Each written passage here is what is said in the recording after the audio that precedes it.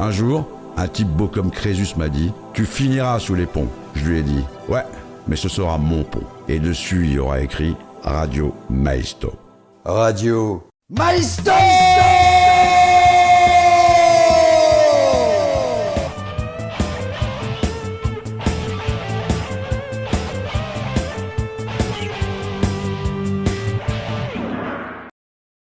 Bonsoir ou rebonsoir à tous. Alors, ce monde d'après, on en a beaucoup parlé pendant les confinements, on en a rêvé, on en a fait des émissions de radio, on s'est lu des poèmes, on s'est dit, oh là là, qu'est-ce que ça sera bien, ce monde d'après. On voyait renager les dauphins dans le port de Marseille, on voyait des biches gambader dans nos villes, on respirait soudainement mieux. On redécouvrait les levées, les couchers de soleil. Oh, que nos enfants étaient beaux. Oh, que nos voisins étaient sympas. Oh, que le monde d'après était rempli de promesses. Du bon lait à l'écouler et du miel. Nous serions tous frères unis dans ce grand pays et nous allions réinventer la démocratie. Qu'est-ce que c'était beau, qu'est-ce que c'était bien. On n'est pas bien là ensemble. Oh là là, au coin du feu. On n'est pas bien là, on n'est pas bien là. Alors je vais vous raconter une petite histoire qui commence à Milan en 1919 avec un dirigeant un peu extrémiste qui avait été exclu de son parti et qui crée les faisceaux italiens de combat, première incarnation du mouvement fasciste. En italien, i fasci, c'est les faisceaux qui a donné le mot fasciste. C'est une doctrine née dans l'action, c'est une doctrine qui est elle-même d'action, elle exalte la patrie, elle exalte la nation, l'obéissance, l'ordre, le culte du chef et celui des ancêtres. Il fait de la guerre et de la violence ses idéaux. Donc il y avait une crise économique en ce temps-là en Italie en 1919 et une très forte agitation sociale. Et donc ces deux faits attirèrent la sympathie du peuple et notamment et aussi des classes possédantes et des classes dirigeantes. Donc les nouveaux fascistes, ces adeptes des faisceaux, donc commencèrent à interdire, à briser les grèves, ont effectué des expéditions punitives contre tous les militants, notamment à l'époque les militants de gauche. Et petit à petit, les faisceaux évoluent vers un parti de masse et se transforment en parti national fasciste. Alors, ce qui faisait peur à l'époque, bien sûr, c'était la crainte d'une révolution bolchevique. C'est pour ça que le fascisme est porté au pouvoir. Nous sommes là un peu plus tard, en octobre 1922. Ça va faire bientôt 100 ans après la marche sur Rome. Et donc, c'est le roi Victor Emmanuel III qui nomme Mussolini président du Conseil. Donc, jusqu'en 1925, il y a une phase tout à fait acceptable, une phase qu'on a appelée légaliste. Les fascistes monopolisent les pouvoirs, toute ressemblance serait tout à fait fortuite, bien sûr, et ils anéantissent toute forme d'opposition.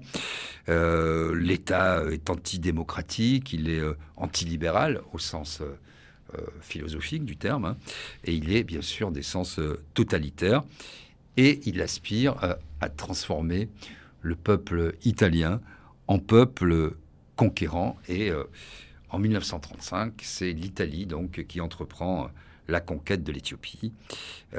La Société des Nations, je vous recommande de relire Belle du Seigneur de Cohen, la SDN, qui est si bien décrite, qui est l'ancêtre de l'ONU, la Société des Nations, fait des réunions et des conciliabules. Elle condamne, elle dit « Oh là là, c'est un scandale », mais bien sûr, personne ne fait rien.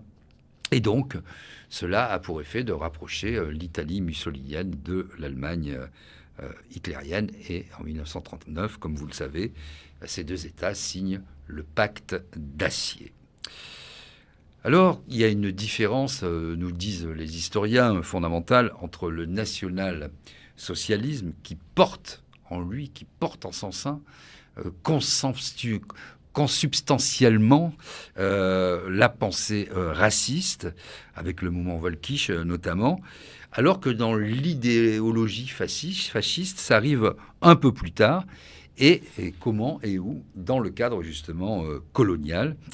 Et donc l'Éthiopie, la conquête de l'Éthiopie, selon les historiens, et notamment selon Marianne Matar-Bonucci, historienne et spécialiste du fascisme, ce moment, nous sommes entre octobre 1935 et mai 1936, représente un moment inaugural du racisme. Parce que les théories racistes étaient très peu développées jusqu'alors au sein de ce régime, alors que petit à petit, et assez vite d'ailleurs, elles vont gagner du terrain. Alors pour finir avec cette petite présentation, le 14 juillet 1938, c'est un quotidien, Il Giornale d'Italia, le journal d'Italie, qui publie un manifeste rédigé par une dizaine de scientifiques et qui lance la politique fasciste de, j'ouvre les guillemets, défense de la race, je ferme les guillemets. Donc l'unité raciale du peuple italien et son caractère arien y sont clairement, résolument, fermement affirmés. Ça répond d'une part à des nécessités internes du régime fasciste, notamment l'impératif de remobiliser les appareils politiques, et d'autre part, et je serais tenté de dire surtout, ils sont dans une logique complètement totalitaire. C'est un instrument, un outil pour façonner le nouvel homme, l'homme nouveau, le nouvel Italien anti-humaniste, capable de persécuter, capable de discriminer. C'est le modèle dominant à l'époque. Et d'ailleurs, en quelques semaines, les Juifs d'Italie deviennent des citoyens de seconde zone. Ils sont exclus partout, ils sont exclus professionnellement, ils sont exclus socialement, ils sont exclus culturellement et ils sont exclus, bien sûr, économiquement. Voilà comme le chantait Trust dans les années 80, au nom de la race. Je vous conseille les 2 premiers albums, même les 3 premiers albums de Trust, avec les textes de Bernard Bonvoisin, dit Bernie, et de remarquer à quel point leur actualité est toujours brûlante, est toujours piquante, et toujours aussi pertinente. Alors, effectivement, comparaison n'est pas raison, mais on en a rêvé de ce monde d'après. Comme je vous le disais en introduction, qu'est-ce que c'était beau. On est allé au fond de nous-mêmes, que notre qui éclate, que l'on aille à la mer. On est allé au fond de nous-mêmes pour trouver des ressources, pour se dire, tiens, qu'est-ce qu'on pourrait imaginer. Il y avait eu avant les Gilets jaunes, des gens qui avaient défilé dans la rue pour se rendre visibles et qui eux-mêmes déjà avaient imaginé un petit peu le monde d'après parce qu'ils ne supportaient plus de vivre dans le monde d'aujourd'hui, ici et maintenant, alors qu'ils avaient tout bien fait, payé leurs impôts, travaillé, réduit déjà leur vie à l'essentiel. Comment allez-vous disait l'autre, comme un savon en diminuant. Donc ils avaient diminué, puis ils ne voulaient plus perdre leur dignité, leur citoyenneté, leur humanité, et donc ils sont sortis dans la rue pour se rendre visibles et dire « coucou, on est là, on existe ». Au départ, bien sûr, c'était des impératifs économiques, mais très rapidement, ça a dépassé tout cela. C'était une demande de reconnaissance, de citoyenneté, une envie d'une nouvelle société plus participative, plus active, avec plus de justice sociale, fiscale, économique, avec plus de fraternité et plus d'égalité selon les rêves français. Mais qu'a-t-on perdu petit à petit? J'ai parlé d'égalité, j'ai parlé de fraternité. Nous avons perdu l'élément premier de notre devise, la liberté. Liberté, chantait Renaud, liberté chérie. Et oui, nous avons perdu notre liberté, mais nous n'avons pas trop manifester quand nos libertés ont été réduites. Et petit à petit, nous avons perdu une première liberté, puis une deuxième, puis est arrivée la loi de sécurité globale. Beaucoup de monde, après les Gilets jaunes dans la rue, mais la plupart des partis politiques, à l'exception de très rares partis politiques, sont allés défiler. C'était pas la marche sur Rome, c'était la marche sur Paris, la marche sur l'Assemblée nationale. Beaucoup d'élus sont allés défiler avec des syndicats policiers plutôt musclés, nous allons dire, et tout parti politique confondu, avec le ministre de l'Intérieur. C'était une première dans l'histoire de la République, des gens qui viennent manifester, soi-disant, contre la politique du gouvernement, qui se retrouvent avec leur ministre de tutelle. Donc un ministre, c'est dans l'exécutif, aller protester devant le pouvoir parlementaire, le pouvoir législatif, qui est censé contrôler le gouvernement. C'est vous dire à quel point, dans notre pays, on a perdu les pédales et à quel point tout se mélange et à quel point tout cela n'est plus qu'illusion et théâtre d'ombre. Cette loi a été censurée, bien sûr, par... alors, je ne vais pas vous reparler du Conseil d'État et du Conseil constitutionnel. Tous ces organes magnifiques, c'est tellement sophistiqué, la France. C'est tellement... Vous voyez, tous ces grands corps issus de Napoléon, et notamment aussi le Code civil, tous ces préfets, toute cette organisation territoriale, administrative, absolument magnifique. Tout cela a été petit à petit vidé de sa substance.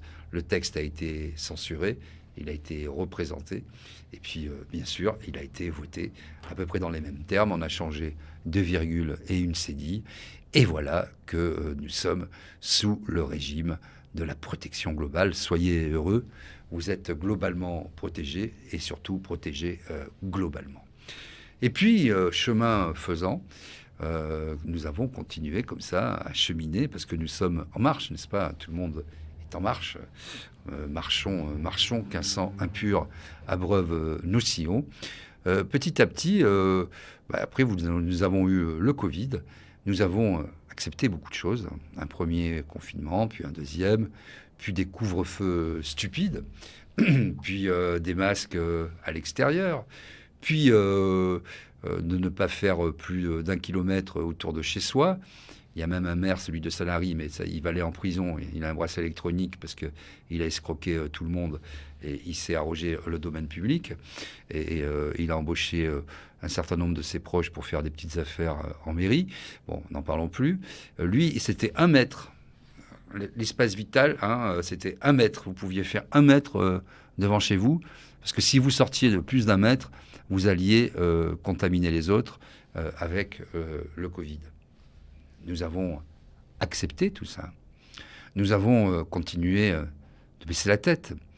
Et c'est parce que nous avons accepté que ça a continué. Parce qu'on croit toujours que c'est parce que nous acceptons les choses que ça va s'arrêter. Mais c'est parce que nous les acceptons que les choses continuent.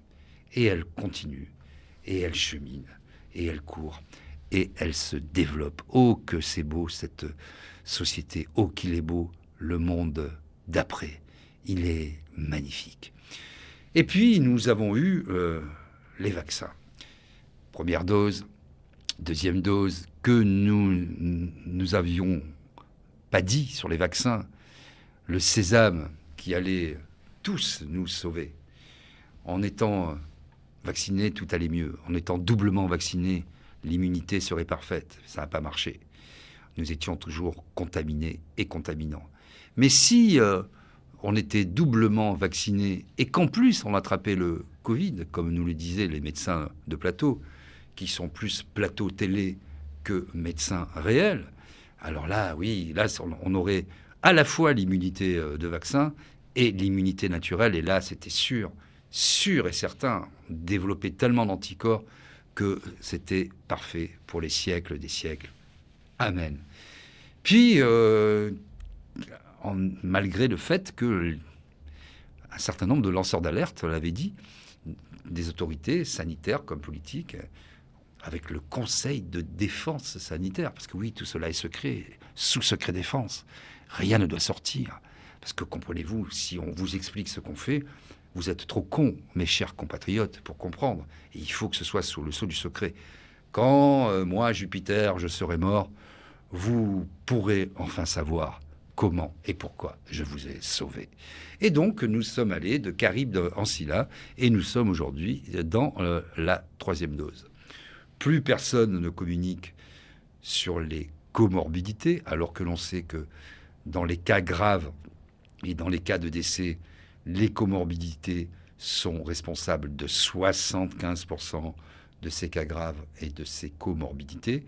Je les rappelle, diabète, maladie cardiovasculaire, maladie respiratoire, hépatite, enfin, il y a toute la liste, vous allez sur les sites officiels, vous la trouvez. Et bien sûr, ça augmente, comme qui dirait, en flèche, ça monte en flèche, dès lors que vous passez 60, 65, puis 70 ans et 80 ans, évidemment. Et là, vous n'avez plus absolument aucune communication sur les comorbidités, sur les causes réelles de la mort.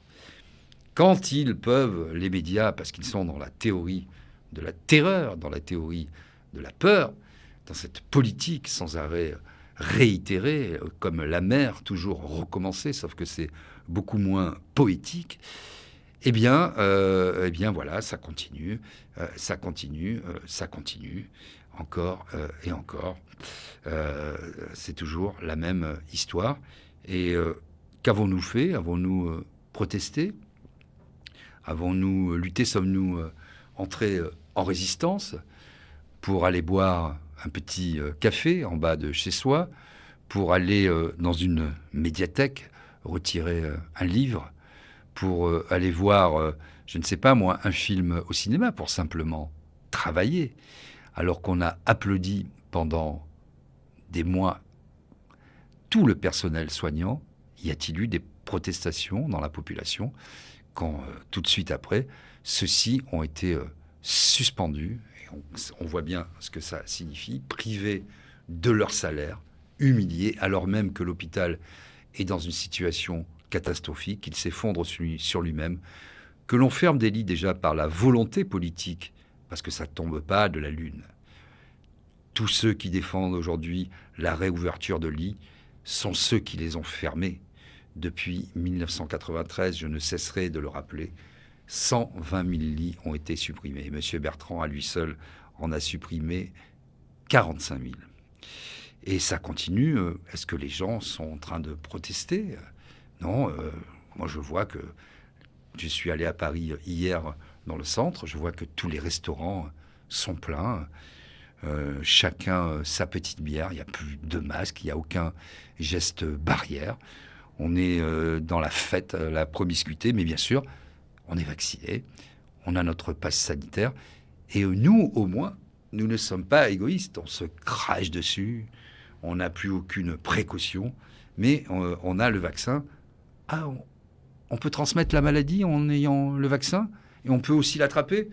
C'est pas grave, j'ai passe vaccinal. Avons-nous protesté contre ça ?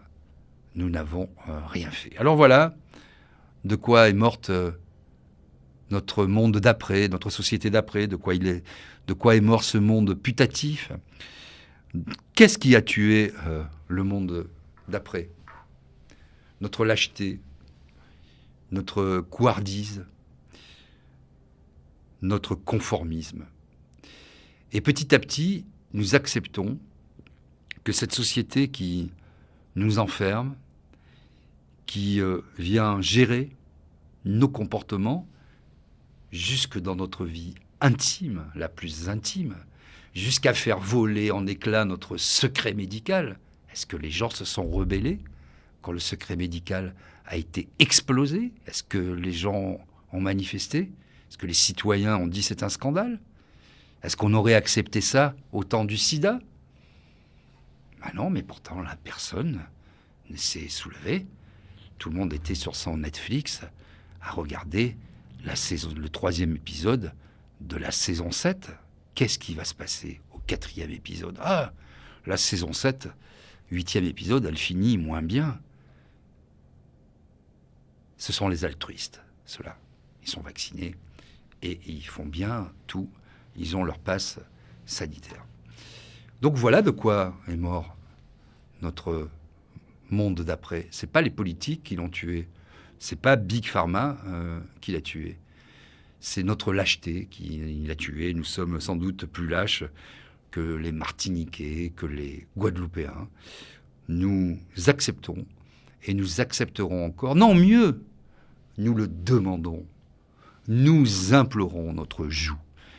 Quand vous voyez ce qui s'est passé, nous avons parlé tout à l'heure avec Thomas Binet et Sébastien Leil du vote des congrès des Républicains. Regardez ce qu'il en sort.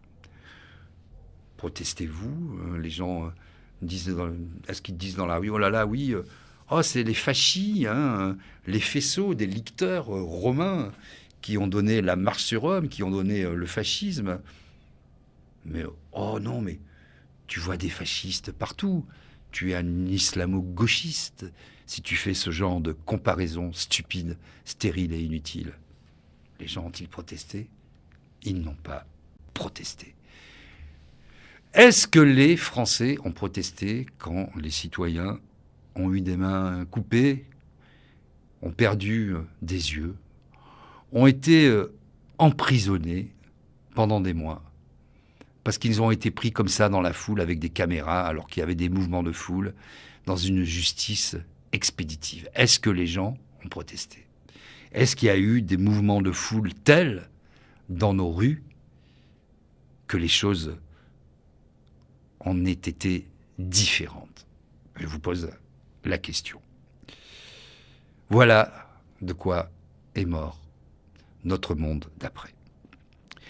Pour finir, je vais vous lire quelques extraits d'un auteur que j'affectionne particulièrement, qui s'appelle Georges Perec, et un livre, peut-être, sans doute, son meilleur livre, W, ou le souvenir d'enfance. Je vous incite à le lire, je vous incite à l'acheter. Vous trouvez ça, des livres d'occasion sur Internet. Je suis allé vérifier, à 2 €. Vous pouvez avoir ce livre W ou le souvenir d'enfance. Il y a une édition poche chez l'Imaginaire Gallimard. Ainsi se passera sa première journée.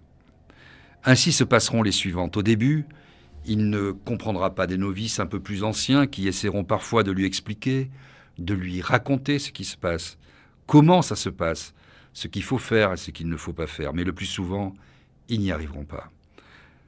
Comment expliquer que ce qu'ils découvrent n'est pas quelque chose d'épouvantable, n'est pas un cauchemar, n'est pas quelque chose dont il va se réveiller brusquement, quelque chose qu'il va chasser de son esprit? Comment expliquer que c'est cela la vie réelle, que c'est cela qu'il y aura tous les jours, que c'est cela qui existe et rien d'autre, que c'est cela qu'il y aura tous les jours, qu'il est inutile de croire que quelque chose d'autre existe, de faire semblant de croire à autre chose, que ce n'est même pas la peine d'essayer de déguiser cela, d'essayer de l'affubler, que ce n'est même pas la peine de faire semblant de croire à quelque chose qu'il y aurait derrière cela, ou au-dessous, ou au-dessus. Il y a cela, et c'est tout.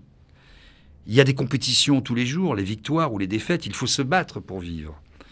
Il n'y a pas d'autre choix, il n'existe aucune alternative, il n'est pas possible de se boucher les yeux, il n'est pas possible de refuser.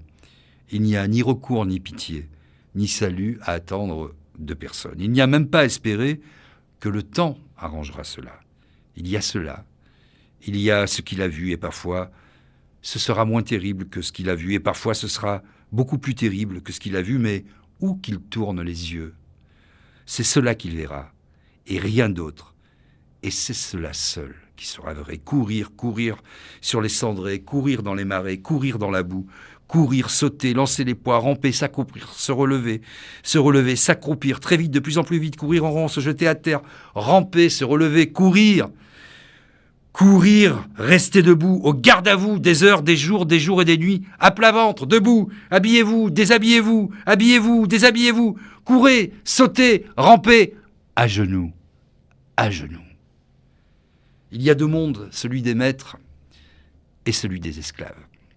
Les maîtres sont inaccessibles et les esclaves s'entredéchirent. Mais même cela, l'athlète W ne le sait pas. Il préfère croire à son étoile. Il attend que la chance lui sourit. Un jour, les dieux seront avec lui. Il sortira le bon numéro.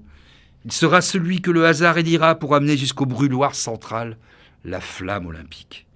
Ce qui, lui donnant le grade de photophore officiel, le dispensera à jamais de toute corvée, lui assurera, en principe, une protection permanente.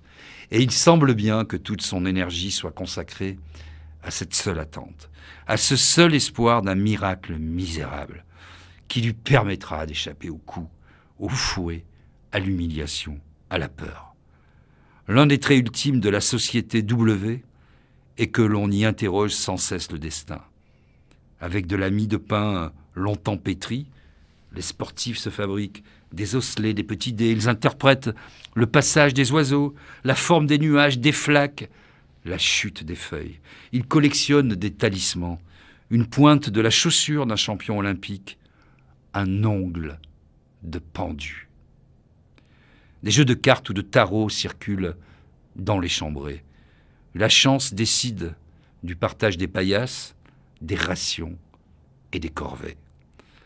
Tout un système de paris clandestins que l'administration contrôle en sous-main par l'intermédiaire de ces petits officiels accompagne les compétitions. Celui qui donne dans l'ordre les numéros matricules des 3 premiers d'une épreuve olympique a droit à tous leurs privilèges. Celui qui donne dans le désordre est invité à partager leur repas de triomphe. Tout ce que l'on sait, c'est que cela a duré très longtemps. Et puis un jour, ça s'est arrêté. Bonne soirée à tous.